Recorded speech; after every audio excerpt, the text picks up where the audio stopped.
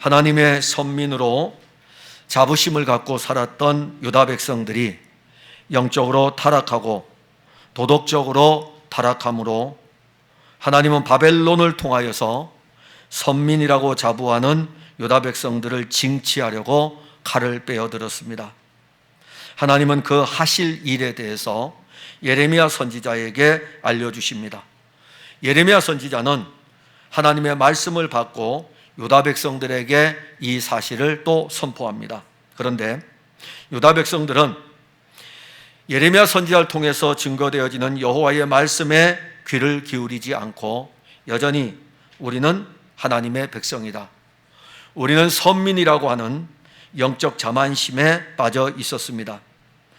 그리고 그들의 이러한 영적 자만심은 참 선지자 예레미야의 음성보다는 당시에 많이 활동했던 거짓 선지자들의 소리에 귀를 기울였습니다.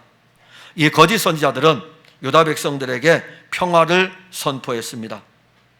하나님이 자기 백성들을 바벨론의 침략을 받아가지고 자기 백성들이 멸망하는 것을 하나님이 그대로 보시겠느냐? 하나님은 우리 하나님이신데, 하나님은 우리 편이신데, 하나님은 우리를 도와주실 것인데, 그렇기 때문에 하나님은 바벨론이 침략을 해도 우리를 도와주실 것이다, 이렇게 선포를 했습니다. 근데 그들은 어떤 상태였냐면 앞에도 말씀드렸듯이 영적으로 하나님을 떠나 있었고 도덕적으로 하나님의 말씀에 벗어나 있었습니다. 거짓 선지자들은 이러한 상황을 이용하여 가지고 바벨론이 신흥 강국으로 세계 무대에 등장하였지만 괜찮다 이겁니다. 그들이 일어난다 할지라도 우리에게는 저 남쪽의 전통적인 강대국인 애굽이 있기 때문에 여차하면 우리가 애굽을 의지하면 된다. 그래서 그들은 애굽을 의지하려고 하는 계획까지도 가지고 있었습니다. 유다 백성들은 이러한 거짓 선지자들, 자기중심적으로 하나님의 말씀을 이용하는 악한 사람들의 말에 귀를 기울였습니다. 예레미야 선지자는 유다 백성들이 듣기 싫어하는 말을 해야 됩니다. 유다 나라의 멸망을 이야기해야 됩니다. 예레미야의 입에서 나오는 그 말은 예레미야 자신의 말이 아닙니다. 그의 말은 주 여호와 하나님이 그에게 하신 말씀입니다. 그 말씀을 전해야 됩니다. 유다 백성들은 여호와 하나님의 말씀이 선포되어도 자기들이 듣기 싫은 말이기에 예레미야 선지자의 입을 통해서 전해지는 하나님의 말씀을 듣지 않았습니다. 예레미야 선지자는 그가 받은 생명의 말씀의 마지막 부분을 이제 또 이야기하려고 합니다. 사실 예레미야 50장이죠. 예레미야 52장까지 가게 되면은 예레미야서는 끝을 맺게 됩니다. 거의 마지막입니다. 하나님으로부터 받은 말씀의 마지막 부분 대미를 장식을 합니다. 그때 이 50장 1절에 여호와께서 선지자 예레미야에게 바벨론과 갈대아 사람의 땅에 대하여 하신 말씀이라. 이 50장 이후로부터는 바벨론 사람에게, 갈대아 사람에 대해서 하시는 말씀입니다. 그리고 4절에 보게 되면 여호와의 말씀이니라. 그래서 오늘 우리는 예레미야 선지자의 입에서 전하여지는 여호와의 말씀, 오라, 잊을 수 없는 영원한 언약으로 여호와와 연합하라. 오라, 잊을 수 없는 영원한 언약. 우리는 이스라엘 백성들에게 전하는 이 선지자의 말씀을 통해서 잊을 수 없는 영원한 언약, 이 영원한 언약을 말씀하면서, 선지자를 통해서 말씀하면서 이 언약이 이루어짐을 우리에게 선포합니다. 4절에 보면 여호와의 말씀이니라 그날 그때에. 자, 이 그날 그때는 언제를 가리킵니까? 예레미야서 50장 2절에 보면 너희는 나라들 가운데에 전파하라, 공포하라, 깃발을 세우라, 숨김이 없이 공포하여 이르라. 바벨론이 함락되고 벨이 수치를 당하며 무로닥이 부스러지며 그 신상들은 수치를 당하며 우상들은 부스러진다 하라. 이렇게 선지자에게 말씀을 주었습니다. 선지자는 가서 이스라엘 백성들에게 그 말씀을 전하면 됩니다. 예레미야 선지자가 이 예언의 말씀을 들을 때에 바벨론 제국은 어떠했습니까? 자, 지금 50장 2절의 이 말씀은 바벨론의 멸망에 대해서 예언합니다. 그럼 이 말씀을 받을 때에 바벨론 제국은 어떠했습니까? 사실 그때의 바벨론 제국은 세계를 정복해 나가던 가장 왕성하던 시기였습니다. 이들은 메소포타미아 남부 지역에서, 즉 아브라함이 떠났던 갈대아 우루 땅이 있는데 그 지역에서 일어난 조그마한 부족의 국가였습니다. 그런데 이 조그마한 부족의 국가가 그들 위에 있는 거대한 세계의 제국이었던 아시리아 제국, 이 아시리아 제국은 북이스라엘을 멸망시킨 나라입니다. 이 아시리아 제국을 무너뜨립니다. 그리고 이들은요, 아시리아 제국을 무너뜨릴 뿐만이 아니라 그 여세를 몰아가지고 아시리아 제국이 무너뜨리지 못했던 유다 나라를 함락을 시킵니다. 그리고 그들은 더 나아가서 어디까지 가려고 하냐면 애굽까지 진격하여 가지고 세계의 거대한 제국을 이루려고 하는 그 시기에 여호와의 말씀을 받은 내용은 바벨론은 멸망할 것이다. 아니, 지금 강성하게 힘을 발휘하여 가지고 세계를 정복하는 그 시기에 예레미야 선지자에게 준 말씀은 이 바벨론은 멸망할 것이다. 얼마나 놀랍습니까? 얼마나 놀라운 말씀입니까? 지금 세계적으로 지금 뻗어가고 있는 나라예요. 세계의 모든 나라들을 집어삼키고 있는 그 거대한 바벨론 제국에 대해서 하나님의 말씀은 이 나라는 멸망할 것이다. 예레미야 선지자가 그의 사역의 말기입니다. 지금 이 말기에 이르렀을 때 강대한 바벨론 제국, 그리고 이 제국이 이제 멸망, 보이지 아니하는 세계 역사가 하나님의 섭리 안에서 움직이고 있음을 볼 수 있습니다. 여러분들이 신앙의 모든 일의 섭리는 하나님의 손에 의해서 움직입니다. 잘 나가는 것 같죠? 잘 나가는 것 같습니다. 야, 이렇게 행복할 때가 어디 있느냐? 이렇게 평화로울 때가 어디 있느냐? 그러나 하나님은 여러분 한 사람 한 사람을 지금 어떻게 이끌어 가시는지 보입니까? 안 보이죠. 바벨론 제국이 강성하여질 때에 이 나라가 멸망할 것이라고 누가 생각합니까? 그것도 정확하게 연도까지 이야기하면서 70년을 이야기하는데 이 누가 이걸 알겠습니까? 하나님의 섭리예요. 근데 하나님의 섭리를 보는 눈이 바벨론 사람에게도 없고 유다 백성들에게도 없습니다. 예레미야 선지자도 없어요. 단 예레미야 선지자는 하나님이 하실 일에 대한 말씀을 받았기 때문에 그 말씀을 믿은 것입니다. 예레미야 선지자가 죽은 후에 바벨론 제국은 선지자가 예언한 그 말씀을 따라 페르시아 제국에 의해서 무너지고 맙니다. 예루살렘 함락 이후에 70년 뒤에 일어날 일을 하나님은 선지자를 통해서 말씀하신 것입니다. 그리고 오늘 본문 4절에 그날 그때 이렇게 이야기해요. 그날 그때, 바벨론이 함락하는 그날 그때를 이야기합니다. 가장 왕성하게 바벨론이 활약을 하고 있고 강대한 세계 제국을 꿈꾸고 있을 때에 선지자의 입에서 바벨론은 멸망할 것이다. 그리고 바벨론은 멸망하는데 그날 그때 유다 백성들은 바벨론 포로에서 돌아올 것을 또 예언하십니다. 하나님의 언약은 그대로 역사 세계의 무대에서 이루어졌습니다. 강대한 바벨론 제국은 페르시아 제국에 의해서 무너지고 페르시아의 고레스 왕은 포로로 잡혀간 모든 유다 백성들에게 자기 땅으로 돌아가도록 칙령을 내리게 됩니다. 그날 그때 여호와 하나님이 작정하신 그 시간에 세계 제국의 패권은 바뀌었습니다. 여호와 하나님이 선지자 예레미야에게 70년 전에 말씀하셨던 그 예언의 말씀이 그대로 이루어졌습니다. 그래서 우리가 보려는 것은 그날 그때의 은혜를 아십니까? 잊을 수 없는 영원한 언약이 우리에게 이루어진 그날 그때를 여러분들은 알고 있습니까? 갈라디아서 4장 4절에 보면 때가 차매 하나님이 그 아들을 보내사 여자에게서 나게 하시고 율법 아래 나게 하셨다. 때가 차매, 때가 참에 하나님은 그의 아들을 여자에게서 나게 하셨습니다. 여자에게서 난 하나님의 아들은 아담과 하와가 타락하고 하나님께 범죄하였을 때 하나님이 아담에게 준 그 언약, 그 약속의 성취입니다.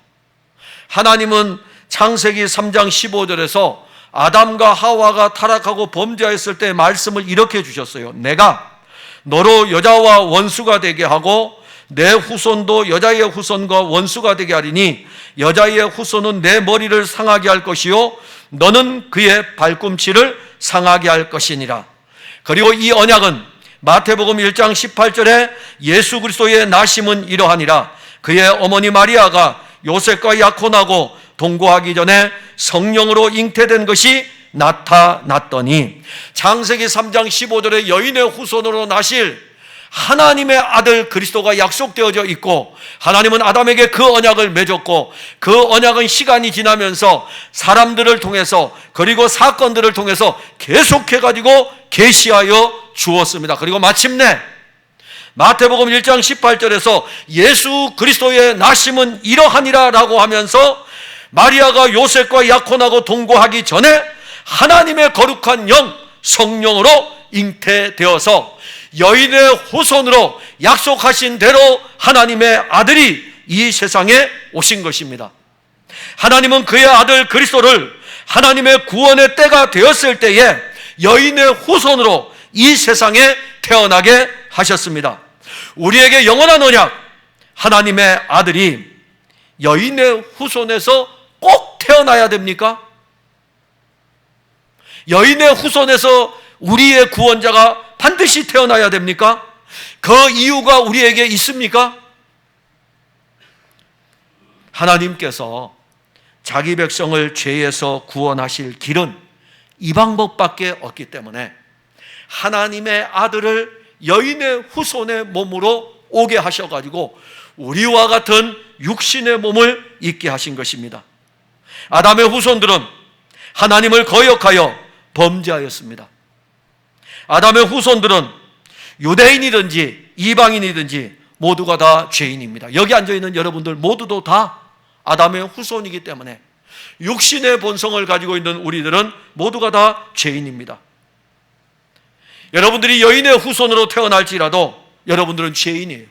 여러분들도 다 여인의 후손으로 태어났습니다. 저도 여인의 후손으로 태어났습니다. 그러나 우리는 죄인이에요. 그래서 우리는 여인의 후손으로 태어났지만 하나님의 언약이 아니었어요. 하나님의 언약이 또 여인의 후손으로 태어나야 되는데 이 여인의 후손으로 태어날 하나님의 아들은 하나님의 거룩한 영으로 탄생을 하는 것입니다. 여인의 후손으로 오신 하나님의 아들 그리스도는 우리의 죄를 대신 지고 십자가에서 죽으셨습니다. 하나님은 자기의 아들을 통해서 우리를 향한 구원의 일을 계획하셨고 때가 되었을 때에 그의 아들을 여인의 후손으로 나게 하시고 33년 동안 이 세상에 살다가 십자가에서 죄인인 우리의 죄에 대해서 그분이 대신 심판을 받으시고 십자가에서 우리 대신 심판을 받으시면서 우리가 죄로 말미암아 죽어야 되는데 그가 우리를 위해서 죽으셨습니다. 여인의 후손으로 오신 이분이 하나님이 아담에게 약속한 이 약속, 언약의 약속을 성취하였습니다. 하나님의 아들 그리스도 예수는 그의 죽음을 앞에 두고 제자들에게 이렇게 말씀했습니다. 이것은 죄사함을 얻게 하려고 많은 사람을 위하여 흘리는 바 나의 피, 곧 언약의 피니라. 제자들 다 불러 모아놓고 12를 불러 모아놓고 마지막 식사를 합니다. 마지막 식사를 하면서 떡을 떼어주면서 받아 먹으라. 이것은 내 몸이라.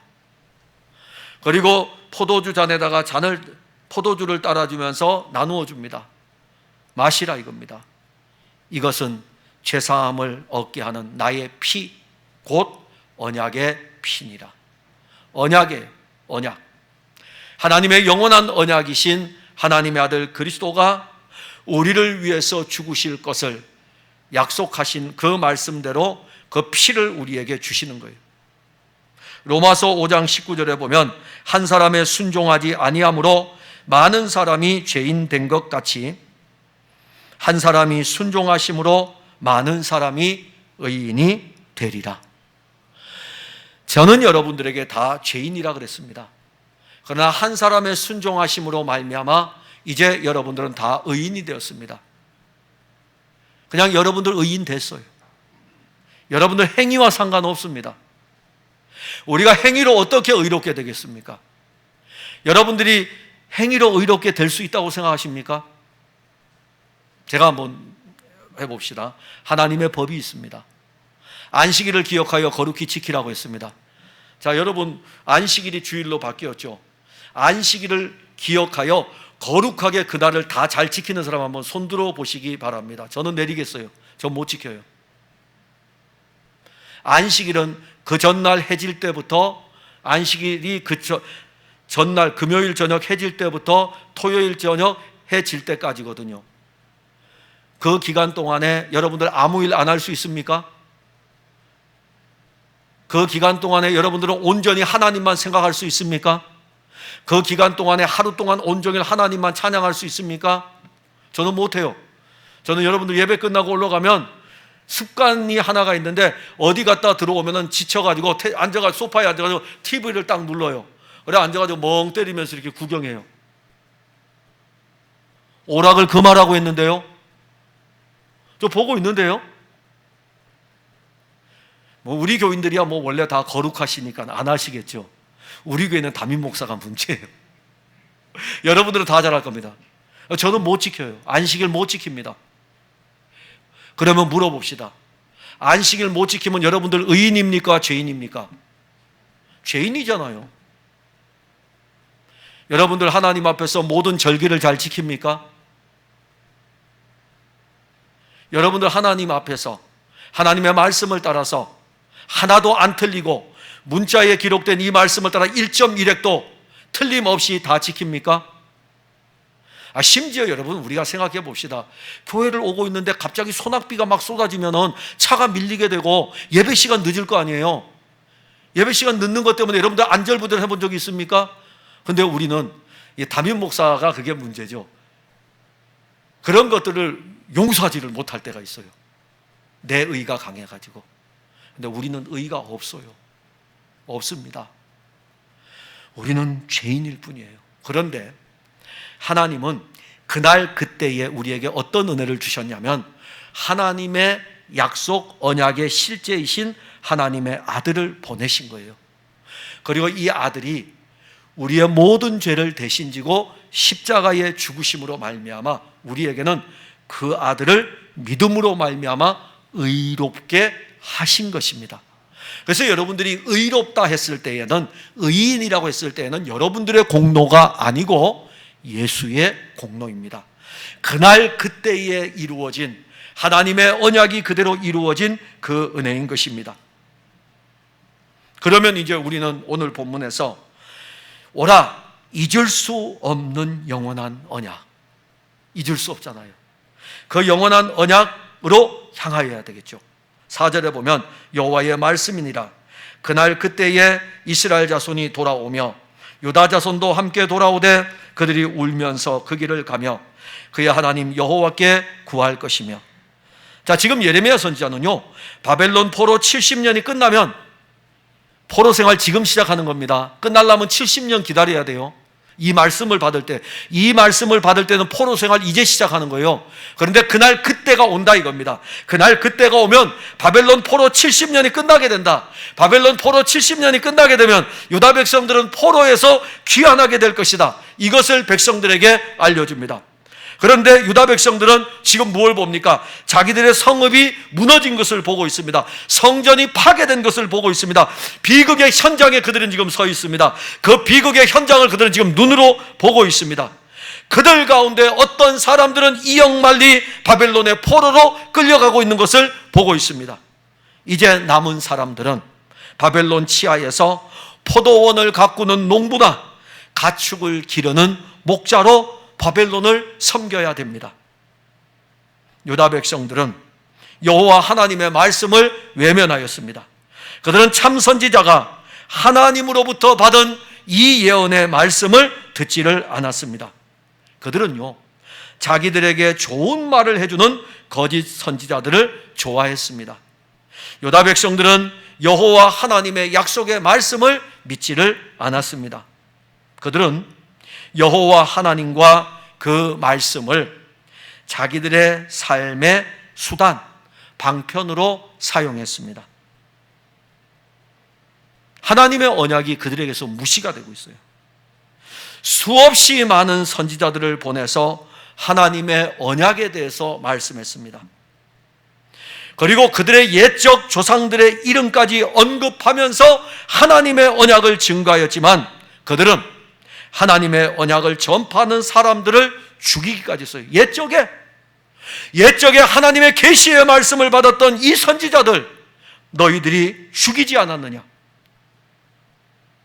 유다 백성들은요, 그렇게 죽이면서도요, 그 시대에 죽이는 거예요. 예레미야 선지자 시대에 예레미야 선지자에게 박해하고, 엘리야 선지자 시대에는 엘리야를 박해하고, 계속 박해하는 거예요. 그러면서 이스라엘 백성들은 하나님의 진노는 우리에게 임하지 않을 것이다. 하나님이 어떻게 온 세상 가운데 선택한 민족을 버릴 수 있겠느냐? 그들은 자기들을 신뢰하고 자기 만족에 도취되어 있었습니다. 그런데 지금 이 말씀을 선포할 때 상황이 어떻게 바뀌었습니까? 선지자 예레미야가 받은 하나님의 말씀대로 그대로 이루어지지 않습니까? 하나님의 진노가 임하였어요. 그들 보고 있어요. 그들의 성읍이 초토화되고 바벨론의 말발굽 아래 짓밟히고 있는 것을 지금 그들이 보고 있습니다. 남아있는 유다 백성들 가운데서 똑똑한 사람들, 기술자들 포로로 끌려가고 있는 것을 유다 백성들이 보고 있어요. 그것도 한 번이 아니고 3번에 걸쳐가지고 포로로 끌려가는 것을 그들의 눈으로 똑똑히 보고 있습니다. 그들의 눈으로 뭘 봅니까? 자기들의 왕이 바벨론의 느부갓네살 왕 앞에 비참하게 무릎을 꿇고 있는 것을 보고 있습니다. 그뿐이 아니에요. 자기들의 왕이었던 그 왕이 느부갓네살 왕에 의해 가지고 2눈이 뽑혀 가지고 바벨론에 끌려가는 그 모습을 보고 있습니다. 예레미야 선지자가 전한 그 말씀 그대로 된 것입니다. 여호와 하나님은 예레미야 선지자에게 이제 70년 뒤에 일어날 일에 대해서 예언하도록 하였습니다. 자, 그 현장은 지금 막 초토화되어 있어요. 함락되어 있고 여기저기에서 막 칼에 의해 가지고 죽은 사람들의 시체가 예루살렘에 널려 있고 왕은 무릎을 꿇려 있고 2눈이 뽑혀 있고 막 그 비참한 비극의 현장에 예레미야 선지자가 전하는 말씀은 뭡니까? 그날 그때에 이스라엘 백성들과 유다 백성들은 돌아올 것이다. 유다 백성들은 70년 뒤에 여호와 하나님이 이루실 일들을 믿음으로 받고 70년 뒤에 여호와 하나님이 바벨론 포로의 귀환의 이 은혜를 믿음으로 기다리면 되는 거예요. 왜냐하면 그 말씀을 지금 전하고 있으니까. 그러면서 50장, 아직 이것은 이루어진 일이 아닙니다. 이루어질 일에 대해서 말씀하는 것입니다. 50장 4절에 보게 되면 어떻게 돌아오는지를 말씀합니다. 울면서 바벨론에서 다시 그 길로 갈 것이다. 울면서 갈 것이다. 그 울음은 어떤 울음일까요? 70년 전에 바벨론으로 끌려가던 그들의 걸음이 하나님의 말씀대로 이루어지는 이 일들 앞에서 자기 힘으로 바벨론 무너뜨리지 않았습니다. 유다 나라가 힘을 키워가지고 바벨론을 무너뜨린 게 아니에요. 하나님이 페르시아라는 나라를 들어가지고 바벨론을 무너뜨렸고, 우리들은 한 것이 하나도 없는데 페르시아의 고레스 왕을 통해 가지고 유다 백성들은 자기 땅으로 돌아가라고 하니까 그 길을 돌아갈 때에, 그 길을 걸을 때에, 포로로 끌려왔던 그 길을 다시 걸어갈 때에, 자기 족으로 갈 때에 그들이 울었다, 이렇게 이야기합니다. 울었다. 그 울음 안에는 무엇이 있겠습니까? 신앙의 울음도 있고 자기 조국에서 조국으로 다시 돌아간다는 감격의 울음도 있고 복합적인 어떤 눈물의 울음이 거기에 있지 않겠습니까? 포로에서 귀환하여 돌아오는 유다 백성들은 그 기쁨의 눈물을 흘리면서 사실 그 길을 갈 것입니다. 그래서 이제 그 길은 은혜의 길입니다. 그 길은 은혜의 길이고 그 길은 다시 예루살렘으로 돌아가 성전을 재건하고 성벽을 쌓는 회복의 길입니다.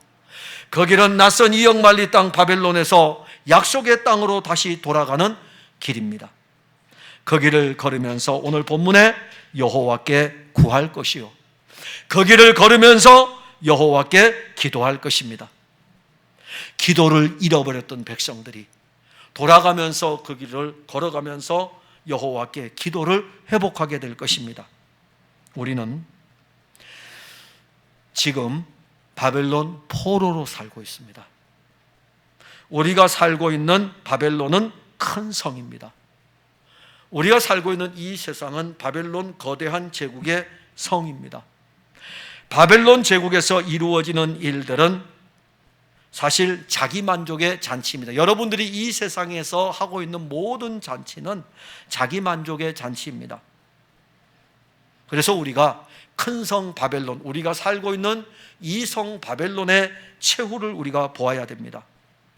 거대한 바벨론 도성에서 벌어지는 일들이 혹시 여러분들에게 보입니까? 이 세상에서 벌어지고 있는 바벨론 도성에서의 일들, 권력의 세력들과 재물의 세력들과 거기에 자기 종교에 도취되어져 있는 세력들까지 자기들의 이름을 내려고 광란의 충판을 벌이고 있는 것을 여러분들은 보고 있습니까? 그들의 통치 기간은 70년입니다. 무너지지 않을 것 같은 긴 시간입니다. 그러나 요한계시록 18장을 보면 이 바벨론은 무너지게 됩니다. 그의 고통을 무서워하여 멀리 서서 이르되 화 있도다 화 있도다 큰 성 견고한 성 바벨론이여 한 시간에 내 심판이 이르렀다 하리로다. 이 거대한 제국 바벨론 성이 한 시간에 심판이 이른다는 것은 신속하게 하나님의 심판이 이 제국 가운데 임할 것을 말씀하는 것입니다. 그들은요, 그 다음에 요한계시록 18장 10절 이후에 보게 되면은 이 일로 인해서 누가 옵니까? 참 기가 막히게 표현됐어요. 땅의 상인들이 울 것이다. 왜 우냐면은 또 설명했어요.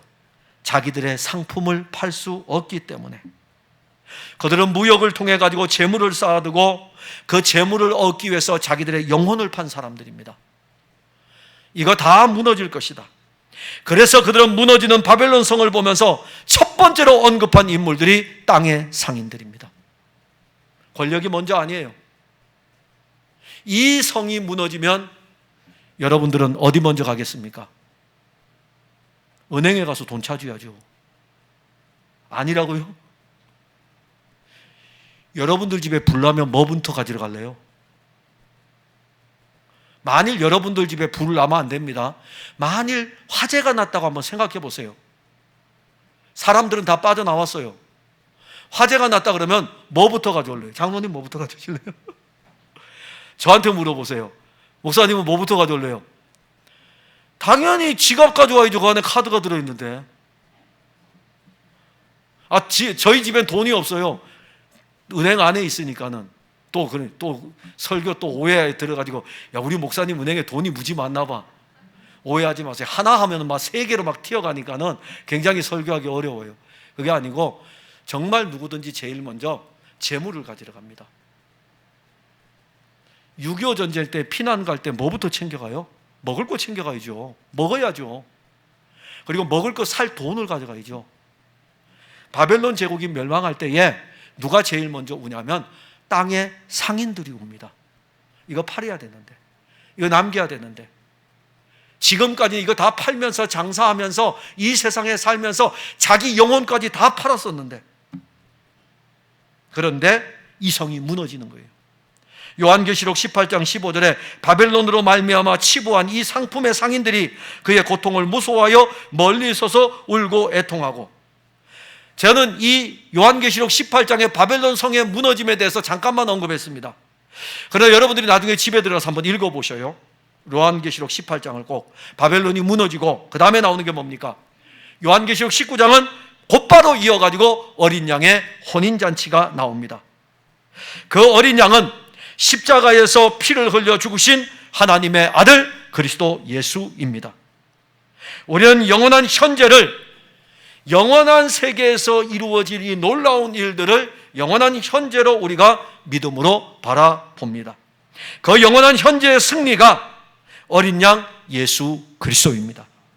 바벨론이 강대하고 온 세상을 그의 손에 넣고 사람들을 미혹해도 하나님은 그의 아들 예수 그리스도를 통하여 자기 백성들을 무너지는 바벨론에서 건지시고 그리고 다시 돌아오게 하십니다. 우리는 바벨론에서 영원히 살지 못합니다. 바벨론이 멸망하면 어린 양의 혼인잔치가 우리를 기다리고 있습니다. 우리는 우리의 신랑 대신 예수 그리스도를 기다리고 예수 그리스도에게로 나아가야 합니다. 본문 4절 하반절과 5절 상반절에 보면 그 길을 가며 그의 하나님 여호와께 구할 것이며 그들이 그 얼굴을 시온을 향하여 그 길을 물으며, 우리의 영원한 시온은 이스라엘 백성들이 돌아올 때의 시온은 예루살렘이죠. 우리의 시온은 새 예루살렘, 우리의 시온은 새 예루살렘 보좌에 앉으신 예수 그리스도 어린 양, 우리의 영원한 시온 예수 그리스도. 우리는 이 도성에 살면서 바벨론이라고 하는 이 제국 아래 우리는 지금 살고 있으면서 그리스도께서 이 제국에서 우리를 해방시켜 줄 것을 믿고 이제 우리는 70년 동안 어떤 일을 해야 되냐면은 매일마다 시온을 향하여 그 길을 물어야 합니다. 이 길을 물어야 돼요. 그날 그때에 주께서 우리를 돌아오게 하실 때에 시온을 향하여 이 길을 걸으면서 물어야 됩니다. 그리스도인은 오늘도 우리가 가는 이 길에 대해서 여호와 하나님께 물어야 됩니다. 우리가 그리스도 예수를 믿는다면 우리는 우리의 인생길에서 그리스도에게 물어야 합니다. 왜 예수에게 물어야 됩니까? 예수는 그 길이고 예수는 그 생명이고 예수는 그 참이라는 것입니다. 그러기에 우리는 이 길을 걸으면서 누구에게 물어야 되냐면 예수 그리스도에게 날마다 물으면서 시온을 향하여 가는 거예요. 새 예루살렘 성을 향하여 매일마다 예수에게 물으면서 가는 것입니다. 그럼 예수님 너무 좋아하셔요.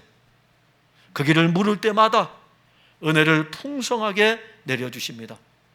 제발 여러분들 종교에 60년 종교로 걸어온 길로 묻지 마세요. 신앙생활 오래 하셨죠? 50년, 60년, 70년. 그래서 여러분들 머릿속에 하나님에 대한 말씀들이 남아있죠. 여러분들이 경험했던 것들도 다 남아있죠. 그걸 가지고 여러분들 물으면서 새 예루살렘 성을 향하여 가다 보면 잘못하면 철로 역정과 같은 그런 오류를 범할 수가 있습니다. 누구에게 물어야 됩니까? 지금까지 변함없이 우리를 붙들어 주셨고 우리의 갈 길을 알려주신 예수 그리스도에게 계속 묻는 거예요. 시온을 향하여, 새 예루살렘 성을 향하여. 그리고 또 하나는 이 영원한 언약과 연합되어 있는 것을 누려야 합니다. 5절 하반절에 보면 너희는 오라 잊을 수 없는 영원한 언약으로 여호와와 연합하라. 바벨론 포로에서 귀환할 것을 전파한 예레미야 선지자는 포로 귀환보다 더 놀라운 영적인 메시지를 지금 전하고 있습니다. 잊을 수 없는 영원한 언약. 누구에게 지금 전합니까? 유다 백성들에게 하는 거예요. 나라가 함락이 됐습니다. 바벨론의 말발굴발에 짓밟혔어요. 소망이 없습니다. 그들을 향해 가지고 예레미야 선지자가 내가 얘기했지. 내가 몇 년 동안, 아니 몇십 년 동안 내가 얘기했잖아. 하나님이 이 나라 멸망시킨다고. 근데 왜 안 들어? 절대로 이 예레미야는 책망하지 않았습니다. 그게 우리 하나님이에요. 만일 하나님이 우리 신앙생활 할 적에 우리에게 내가 얘기했잖아. 내가 30년 전에 얘기했지. 너 신앙생활 그렇게 하면 안 된다고. 너가 다녔던 풍성한 교회 김 목사를 통해서 신앙생활 똑바로 하라고 몇 년 전부터 얘기했지. 근데 안 했지. 봐. 근데 제가 가서 이제 신방을 하면서 그러는 거예요. 집사님, 제가 5년 전에 설교할 때 그랬잖아요. 하나님께로 안 돌아오면 하나님이 다리 부러뜨린다고. 그래서 내가 그때 바르게 신앙생활 하라 그랬죠. 근데 안 들었죠. 그렇게 하나님이 신방하시겠습니까? 하나님 절대로 그렇게 신방 안 하십니다. 놀라운 것은요, 예레미야 선지자가 이미 오래전부터 지금 사역을 해왔잖아요. 계속 전한 건 뭡니까? 돌아오세요. 우리는 바벨론 포로로 끌려가게 됩니다. 이거 하나님 하시는 일입니다. 바벨론에 항복해야 됩니다. 언제 우리나라가 선민인데 하나님이 그러시냐? 하나님 우리를 보호하실 거야. 결국 마침내 말발굽 아래 짓밟혔습니다. 하나님이 예레미야 선지자에게 봤지? 내가 10년 전에 예레미야의 입을 통해서 이야기했지. 근데 왜 안 돌아왔어? 너희들은 더 죽어야 돼. 그렇게 합니까? 아니에요. 그 이야기를 하시지 않고 말발굽 아래 짓밟혀 갈 때에 하나님은 그 다음 메시지를 주셔요. 너희들은 잊을 수 없는 영원한 언약을 가지라 이겁니다. 너희들이 이 언약을 지키려고 하니까 무너졌지 않았느냐? 내가 너희들에게 이제 영원한 언약, 잊을 수 없는 영원한 언약을 너희들에게 주겠다. 얼마나 큰 소망입니까? 모든 것이 무너져 내린 줄 알았는데 하나님은 거기에다가 생명의 위로를 주시는 거예요. 다윗의 혈통으로 이어진 유다 왕국이 무너졌습니다. 그 왕국을 통해 온 세계를 통치할 꿈을 꾸었던 선민 유다 왕국의 이 꿈은 무너져 버렸습니다. 이제 유다 백성들에게 남은 소망이 있습니까? 없어요. 여호와 하나님은 바벨론에 함락된 유다 백성들에게 잊을 수 없는 영원한 언약에 대해서 말씀하십니다. 여호와 하나님은 다윗 왕에게 이 말씀을 주셨어요. 그는 내 이름을 위하여 집을 건축할 것이요 나는 그의 나라의 왕위를 영원히 견고하게 하리라. 그리고 또 말씀하십니다. 내 집과 내 나라가 내 앞에서 영원히 보존하되 내 왕위가 영원히 견고하리라. 다윗 왕이 성전을 지으려는 마음을 가졌을 때에 하나님은 그 성전에 지으려는 다윗의 마음을 보시고 다윗에게 영원한 언약을 하나를 주는데 영원한 왕을 줄 것이다. 너의 집이 영원할 것이다. 영원히 다스릴 것이다. 이 말씀을 주었어요. 그런데 육신으로는 그의 후손으로 온 시드기야 왕이 끝나버렸어요. 다윗 육으로 볼 때의 다윗 왕국은 시드기야 왕 때에 끝났습니다. 그러면 영원한 왕, 그 왕권의 영원함을 누릴 왕은 누구입니까? 유다 백성들은 다윗의 후손으로 왕권을 이어받은 사람들이 무너지는 것을 보고 선지자 예레미야가 전하는 이 말씀을 이제 받게 됩니다. 잊을 수 없는 영원한 언약. 이 잊을 수 없는 영원한 언약은 다윗 왕권을 영원히 가질 한 왕에 대해서 이야기합니다. 그것도 선지자를 통해서 전했어요. 그는 예레미야 선지자보다 앞에서 활동했던 이사야 선지자를 통해서 전합니다. 한 아기가 우리에게 낳고 한 아들을 우리에게 주신 바 되었는데 그의 어깨에는 정사를 메었고 그의 이름은 기묘자라 모사라 전능하신 하나님이라 영존하시는 아버지라 평강의 왕이라 할 것임이라. 그 정사와 평강의 더함이 무궁하며 또 다윗의 왕조와 그의 나라에 군림하여 그 나라를 굳게 세우고 지금 이후로 영원히 정의와 공의로 그것을 보존하실 것이라. 만군의 여호와의 열심히 이를 이루리라. 잊을 수 없는 영원한 언약 여호와 그분이십니다. 예레미야는 잊을 수 없는 영원한 언약 여호와, 잊을 수 없는 영원한 언약 여호와 그와 연합하라. 잊을 수 없는 영원한 언약 여호와와 연합하는 은혜를 이미 여러분들은 누리고 있습니다. 여러분들 누리고 있어요. 그래서 제가 그 연합의 풍성을 지금 말씀드리겠습니다. 로마서 6장 3절과 5절에 연합을 잘 보세요. 무릇 예수 그리스도와 합하여 세례를 받은 우리는 그의 죽으심과 합하여 세례를 받는 줄을 알지 못하느냐. 그러므로 우리가 그의 죽으심과 합하여 세례를 받음으로 그와 함께 장사되었나니 이는 아버지의 영광으로 말미암아 그리스도를 죽은 자 가운데서 살리심과 같이 우리로 또한 새 생명 가운데서 행하게 하려 함이라. 만일 우리가 그의 죽으심과 같은 모양으로 연합한 자가 되었으며 또한 그의 부활과 같은 모양으로 연합한 자도 되리라. 여호와 하나님과 연합하는 일 가능하겠습니까? 원래 불가능합니다. 원래 우리는 여호와 하나님하고 연합할 수 없습니다. 시내산에 이스라엘 백성들이 애굽을 나와가지고 광야의 길을 걷다가 시내산에 이릅니다. 시내산 앞에 딱 이르렀을 때 여호와 하나님이 시내산에 강림하셨어요. 놀라운 사건입니다. 자, 이 장면을 보고 이스라엘 백성들이 여호와 하나님을 얼마나 보고 싶겠습니까? 그래서 이들이 등산을 시작하는, 이제 막 전부 다 막 산을 타고 올라가려고 합니다. 하나님이 모세를 부르셨어요. 모세를 부르시고 난 다음에 그들을 올라오지 못하게 하라. 그들과 나는 연합할 수 없다 이겁니다. 그들 올라오면 내가 돌격해가지고 그들 다 죽인다. 그들 올라오지 못하게 하라. 너만 올라오라 이겁니다. 이스라엘 백성들 못 올라갔어요. 그래서 시내산 아래에 있었습니다. 죄인인 우리가 어찌 거룩하신 하나님 여호와와 연합할 수 있겠습니까? 그런데 우리는 갈 수 없었어요.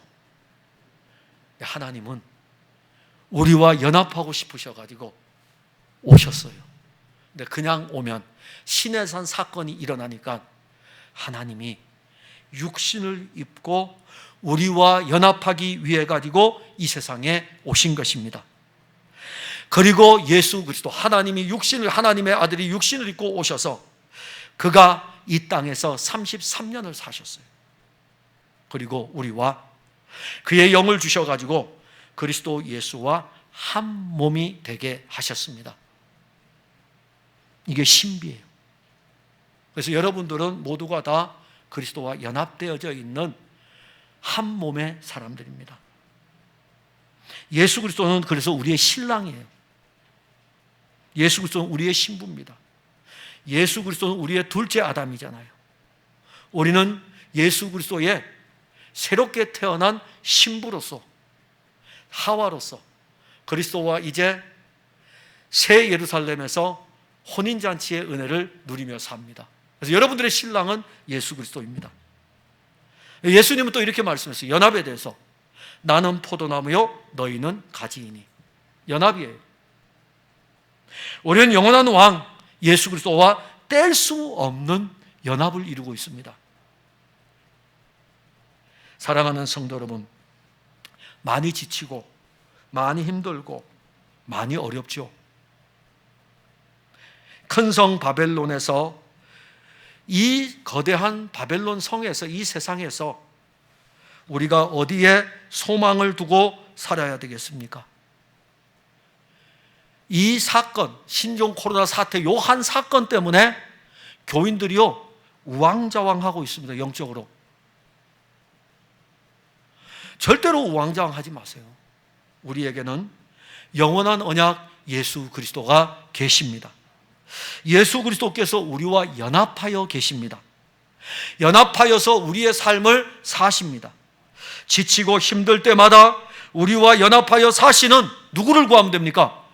바벨론 포로에서 돌아오는 그들이 그의 하나님 여호와께 구할 것이며, 우리와 연합하여 사시는 예수 그리스도를 구하시면 됩니다. 예수님도 거기에 대해서 말씀하셨어요. 내 이름으로 구하라 이겁니다. 나는 이제 너희들과 연합할 것이고 너희들은 내 이름으로 다 구하라 이겁니다. 예수 그리스도와 연합하여 여러분들이 이 바벨론의 이 세상에서 살아가시면 돼요. 그러면 여러분들이 때로는 사망의 음침한 골짜기로 가기도 할 것입니다. 여러분들의 원수들이 여러분들을 해치려고 달려들기도 할 것입니다. 그럴 때마다 여러분들과 연합해 있는 사람이 누구입니까? 육신을 입고 오신 하나님의 아들 아닙니까? 지치고 힘들어 어떤 때에는 여러분들이 일어설 수도 없을 것입니다. 잊을 수 없는 영원한 언약 예수 그리스도에게로 나와 그와 연합된 것을 누리시고 그 연합의 은혜로 말미암아 여러분들의 삶에 잔이 넘치기를 바랍니다. 기도하겠습니다. 하나님, 은혜와 사랑을 감사합니다. 오라, 잊을 수 없는 영원한 언약 여호와와 연합하라. 이스라엘 백성들이 이 예언의 말씀을 알아들을 수 있겠습니까? 그러나 영적으로 남은 자들은 이 예언의 말씀을 압니다. 우리 중에 오라, 잊을 수 없는 영원한 언약 여호와와 연합하라. 우리 중에 이 말씀의 은혜를 아는 사람이 얼마입니까? 아니, 오늘 이 말씀을 들은 모든 성도들이 이 말씀의 영적인 의미를 알고 우리와 연합한 예수 그리스도, 이분이 하나님의 영원한 언약임을 알고 그가 그의 영으로 우리와 함께하고 있고 그가 그의 영으로 우리 안에서 살아있고 그가 그의 영으로 우리의 삶을 이끌어감을 알고 비록 지치고 힘든 우리의 삶의 여정이지만 사망의 음침한 골짜기와 같은 이 바벨론 제국에서의 삶이지만 영원한 언약이신 그리스도를 누리고 영원한 언약이신 그리스도를 의지하고 영원한 언약이신 그리스도가 공급하는 힘으로 우리 사랑하는 성도들의 삶의 잔이 풍성하게 넘치도록 이끌어 주시옵소서. 예수님 이름으로 기도하옵나이다. 아멘.